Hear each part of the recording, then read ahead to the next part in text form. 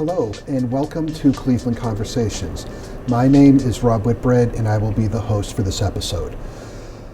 Issues concerning the LGBTQ community there's just a wide variety of coverage of these things. Sometimes you can't turn on the radio or television or can't go online and see these things being discussed. Other times they're not really talked about all that much.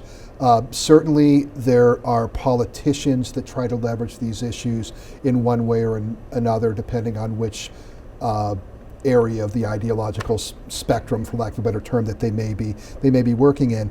But sometimes what's lost in all of this is there are human beings that are trying to manage their circumstances just like we all do, and they've got their challenges and difficulties, and that is what we're really focused on today, which is we have two guests here who have dedicated themselves to servicing the needs of these communities in the greater Cleveland area. Mm-hmm. So I would like to welcome Phyllis Harris, who is the Executive Director of the LGBT Center of Greater Cleveland, mm-hmm. as well as Gulnar Feerasta, who is the Managing Director of the center. Welcome to both of you. Thank you. Okay. So all you have to do is take a quick look at your center's website and see how prolific you are as far as programming mm-hmm. and services that you provide. But for members of our audience who are not familiar with your center, Phyllis, could you give us an overview of your history and mission? Sure.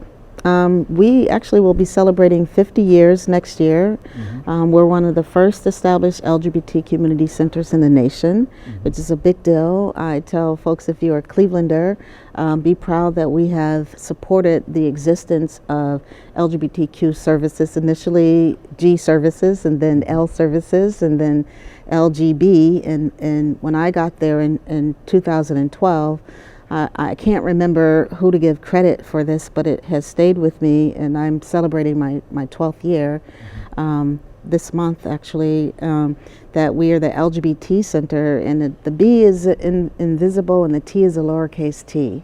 Mm-hmm. Since then, we have adopted the Q for queer, and understanding that anyone who deviates from heteronormativity might identify as queer, but the growth has been amazing over the last 50 years, and really some transformational growth in the last, I would say in the last 6 or 7 years, maybe even 10 years, depending on who you talk to. So this organization has existed to serve the Greater Cleveland's LGBTQ community for many years, always initially providing a hotline, for people to call in and be affirmed about what they were feeling and what they were challenged with by, being, identifying as LGBTQ. There was a periodical that would allow for folks to have the opportunity to read about people like them, to find out where safe places existed, and then has eventually evolved. I would say when I came on board in 2012, the core programs that existed that weren't functioning well, but certainly had some history to the center in terms of the services that are always needed, were focused on supporting LGBTQ youth, and then also LGBTQ seniors. Mm-hmm. Currently, that programming looks like our Rainbow Pioneers program that takes place at the center Monday, Wednesday, Friday for LGBTQ older adults. At the center, we also have an East Side program now that we've just launched this year. Our QU programming for our youth still exists, so those two core programs, what happens to the people in between? We have lots of programming there, Trans Plus programming at the center and also on the East Side. So core programs, including those three targeted demographics who are vulnerable, right? We all are, but certainly those core programs and more. Yeah. You just kind of hinted at one of the areas that I was going to ask you about, which is and please correct me if I'm wrong, but sometimes this community is perceived as being more uniform, if you will, than it actually is. So let me ask you, Gulnar, how do you organize yourselves around trying to address the needs of the various diverse communities? How do you talk about prioritizing these things? What do you feel you should be doing? What do you feel maybe be being done by others per se? Oh my gosh, that is such a good question. Multiple questions. I would say that when it comes to thinking about all the different, like the diversity within our own community, you know, the place that I always start at, and that's something that I have really loved and hold very dear to my heart about the center, is a philosophy that Phyllis leads with, which is we are who we serve. And as two people of color who have multiple intersecting marginalized identities, that really sort of drives us in terms of thinking about our values and making sure that, like, always asking ourselves, who is not at the table? Who are we not hearing from? I would say the ways in which our programs have evolved, and you know, some programs come and some programs go, is all really very much driven in response to the needs of the community. We are a community center, so inherently we need to be responsive to what the community is needing at that time.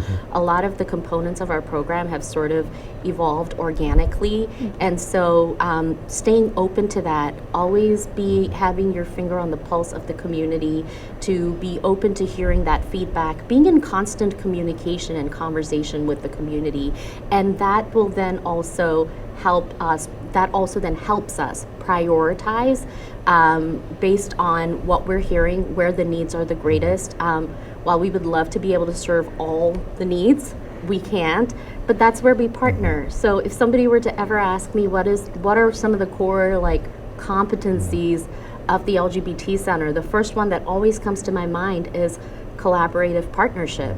We are amazing community partners, and so where there are services that already exist, that's where we want to partner. So the center can be a convener in terms of creating the space for providers who want to serve all people of Greater Cleveland, can come to the center and serve people in community and meet them where they are, and, you know, in a place that people feel safe, affirmed, and seen. And so that's one of the ways that we, you know, think about how we partner, what programs we're going to develop, what's already out there, who can we tap in with, and then build from there. And we also are nonprofit practitioners, both of us, very proudly so. So we use strategic planning to help prioritize, you know, what direction we're going in program after we get, you know, a census from the community about what the need is. Yeah, what are the primary challenges from your perspective that the LGBTQ community is dealing with or facing right now?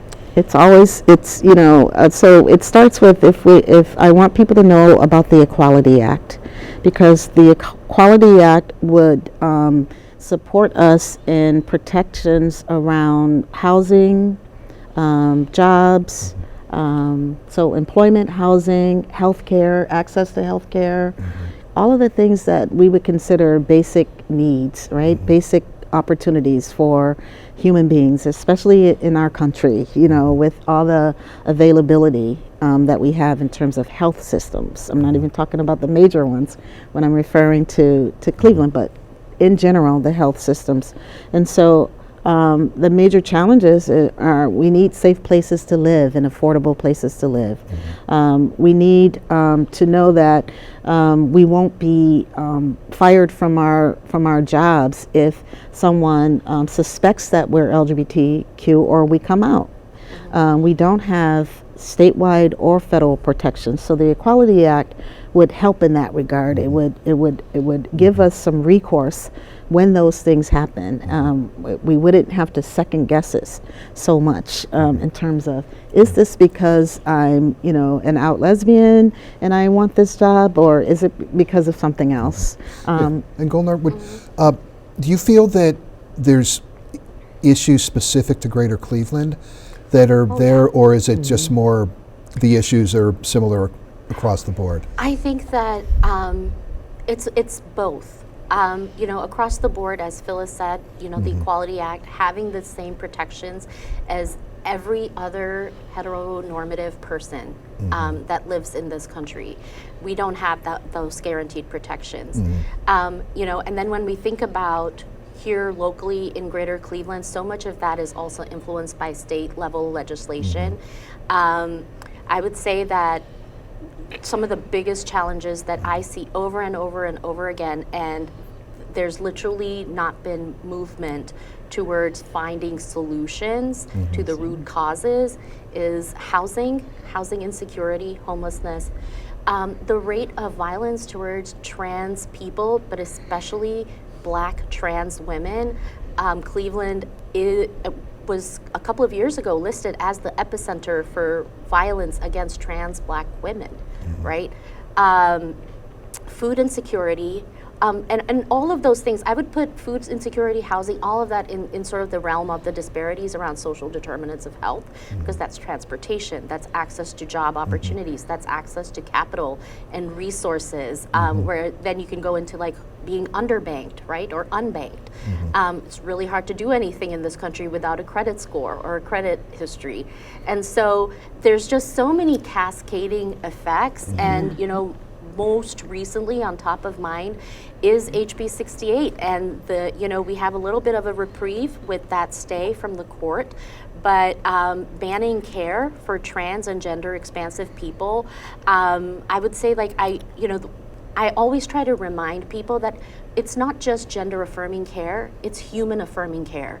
Just like a male would go to a doctor and expect that doctor would know that they need a prostate screening, cancer screening, right? Like, you would want that level of competence. As a woman going to a doctor, you would expect and want your provider to be, knowledgeable about pap smears and breast cancer. And trans and gender expansive people should also have that same right. All we're asking for is to have providers that affirm us as human beings. Yeah, if you start there, we're going to get somewhere. And I honestly think that Cleveland has a lot to offer LGBTQ folks in terms of comparison with other cities. Our issues are, I would say, are universal in many ways, but we are really working hard to get folks to understand our needs through the lens of social determinants of health. We're finding that when we do that, we have better outcomes. And so I do think that I don't know that it is unique, but I do think that we are out in front of this and understanding that when we do that, we are serving the community better. Yeah, thank you. Let me ask a follow-up question, because you've spoken to some issues about potentially employment discrimination and various other sorts of things. Could you talk about the older population? Say 50, 60, you have better access, all of us, but because I haven't heard a whole lot about some of the difficulties that folks, let's say, that are calendar challenged like us maybe. I'm going to let Gulnar speak to this, because we really have done a lot in that regard. And I used to talk to reporters who would come to the center about issues, and I would always talk about our seniors, and I would watch them have this aha moment, and I simply would say, yes, we get old, and when we do, we need affirming services. We need grace and understanding that many of our elders have lived through some really significantly toxic times where they couldn't be safe and they couldn't come out. So many of them have come out later in life or not come out at all. And now they're in assisted living facilities or nursing homes, and they're afraid that they're going to be mistreated because of who they are. Or, as you get older, a lot of times people are able to rely on kinship ties to support them around their everyday living and their care. And for a lot of LGBT people, we don't necessarily have that same type of biological family that we can lean on. A lot of times we have to find our own chosen family. And so that is, the care, the attention is not always available because you're leaning on other people that are also under-resourced and need those same things. So the capacity is not sort of equivalent to the level of need. We found this during COVID too. It was like the level of isolation and loneliness and the detrimental impact that has that has on mental health and well-being for our older adults. And I think people, people love to talk about the youth, and yes, they are vulnerable and have a lot of needs. And it's something sexy, I think, like, everybody wants to, and older people aren't seen as being that sexy thing, but I'm like, older people are sexy too. And, you should be excited about supporting older adults because eventually we all get old. And if you think of it from that perspective of what would you like to know is in place for yourself as you age, wouldn't you want that for other people too? Yeah, and let me ask about one other thing. I'm going to pivot a little bit here, which is you alluded to some pretty, let's call them dire statistics about rates of depression and bullying and things like that amongst younger people in the LGBTQ population. So I won't rattle those off right now. Could you talk about the program you have, the School of One, that speaks to address that? Sure, go ahead. Oh, that is so near and dear to my heart. Phyllis tells this story better than I do. So why don't you kick it off with like when Chris and I came to you, and then I can pick up from there. We're very proud of our partnership with CMSD and having a School of One at the center. And we had just moved into our new facility, and I'm in my head about how we're going to make sure we're renting our meeting space and raising revenue to pay for it. And one of our former colleagues in Gulnar got together and said, we want to have a school take place here. And I was like, there's how? Like, where's the money? And I said, we would have to cover the cost of the administrative overhead for the school to take place here. It would be outside of our normal business hours. We'd be opening earlier. I wouldn't be able to rent, the space to other business and, nonprofits to rent to lease the space to generate revenue. So until we figure the money out, no. And I thought I was done. However, we're in our whatever year. What happened then? I started applying for grants to get some funding to offset those costs. And I was so excited when I was able to come back to Phyllis and be like, we got a grant. There's some money that can offset these costs. And it's been a really great partnership. The person I initially worked with was Dejan Battle, who was with the School of One at the time. And I really just appreciated the way that they were so intentional about wanting to support and serve LGBTQ plus youth. I appreciated that as a school system, they recognized that this is a vulnerable population. And this is a school that explicitly supports that. Yes, and so, they have the different campuses, and I'm always very proud to say that, we're the only community center in the country, an LGBT community center that has a school within its location, a school campus, a public school campus, specifically to serve and support LGBTQ plus youth. And I think that's huge. And it's for high schoolers. And it's for high schoolers, yes. So 14 to 20 years old, they graduate with their high school diploma, they qualify for the Say Yes scholarships, and they get all the wraparound services that come with being a Say Yes school. And that's where we've had some really great, strong collaboration and partnership, because we've been able to plug them in to the resources and networks that we have of providers and services that are either LGBTQ plus themselves or LGBTQ plus affirming and inclusive, and to provide those specific resources. And along those lines, talk about allyship, its importance what role that may play. Yeah, we really are coming into a greater understanding. We've always known most of our parents are straight. Most of us, the people around us in our lives, the support systems are. But we've been talking more about the impact that allies have and can have, and how we recognize our allies. And so we're getting our arms around this because we need them.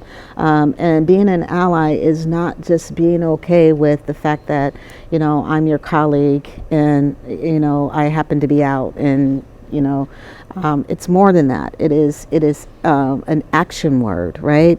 It is standing up and with us when we're under attack, whether that's through legislation with your vote and understanding who is voting against that, whether it is interrupting when they see discrimination or marginalization, or when we're just not even thought of around being included in terms of who we are, or how we celebrate, or our traditions that are heteronormative. But if we just thought about it, we could be more inclusive of someone who might be in a same-sex relationship, or a same gender loving relationship, married, in ways that don't speak to the dominant culture way of being. And so allyship is really being an upstander. So it takes not being silent and okay. It really takes being outspoken. It takes showing up. It takes being an advocate, and learning what your type of advocacy is around or for LGBTQ people. It might not be coming to Pride and being in our march. It might be writing a letter. It might be offering an opportunity to talk about your family at the school PTO meeting or PTA meeting. I mean, that's what allyship is, and more. Yeah. Did you have any more to add? I would just say, that? I always think of it as having skin in the game. Towards the end of COVID, I was introduced to this term called accomplice. And I was reading an article, and the author was talking about how for them, allyship sort of implies, has some passivity around it, but accomplice has more energy and action around it, and that's sort of stuck with me around thinking about how does one utilize or leverage the privilege, the power, the access that they have to center those that are not being thought of. Mm-hmm. Mm-hmm. Yeah, and let me make sure before there's one other area that I wanted to ask you about, which is this large grant you just got. Can you speak to, because you've been around and thriving for 50 years before this grant came down the line.